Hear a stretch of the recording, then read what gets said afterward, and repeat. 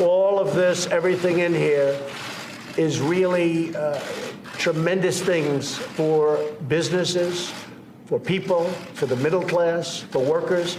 And I consider this very much a bill for the middle class and a bill for jobs. That was a line that President Trump used to sell his signature legislative achievement, the biggest one, the tax cuts that have helped push the national debt to a record $22 trillion, although we can afford it.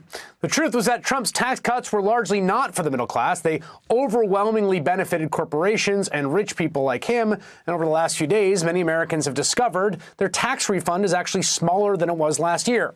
Now, Republicans have been quick to point out this does not necessarily mean people are paying more in taxes, and that is true. But as Nancy Pelosi pointed out at the time, the tax cuts themselves for working people were relative crumbs. And now, many people who did not notice a tax cut in their paycheck all along are discovering they aren't getting the refund money they were counting on. Joining me now, Ezra Klein, founder and editor-at-large at Vox.com. It's true, Ezra, right, that a big refund isn't necessarily good because it means maybe you're withholding too much. But what do you think this says about what the actual effects of the tax cut have been on average workers? Yeah, so first I want to give you props for devoting an actual segment on primetime television to tax withholding. I think that is a rare thing in the media. So what happened here is they passed these tax cuts, and as you say, they overwhelmingly go to the top 1% in corporations. I think something like 80% of the tax cuts, 83% if I remember correctly, go to the top 1%. But there are tax cuts in there for the middle class, although they expire after 10 years, while the ones for the corporations and the rich don't.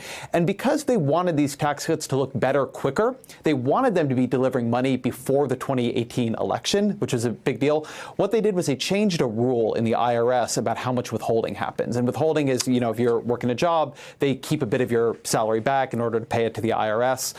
People argue that we withhold too much. That's why people get big refunds. But so they tried to bring that down. People were getting more of the tax cut immediately in their paycheck.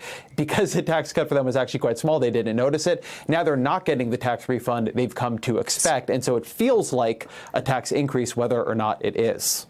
The second to last thing you said just there about they didn't notice it, to me, is the key. And I remember screaming this from the rooftops when the whole thing was going through. I think Republicans, a lot of people convinced themselves. And Paul Ryan had this quote.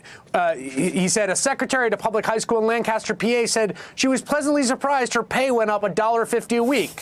She said that will more than cover her Costco membership for the year. It's like, that was his talking point. Like, that is not a lot of money. I mean, yes, it's better than not having that money, but they truly convinced themselves this was going to be some big kind of political boom. No, I don't think they convinced themselves of that. This is one place I'll push on you a little bit here, because I think that they did just enough to say that that was true. But I don't think they believe that. If they wanted to have a middle-class tax cut, I think this is an important point. If they wanted a middle-class tax cut, they could have written a middle-class tax cut. They could have jumped up the EITC. There are a million things they could have done to put every dollar that was in that tax cut to overwhelmingly towards the middle to the working class. And by the way, you could also do it in ways that would really help the poor. They could have done it. They didn't want to do it. And I don't believe they convinced themselves of it either. I think what they did believe is that the top 1% and corporate America would be such unbelievable job creators with that money.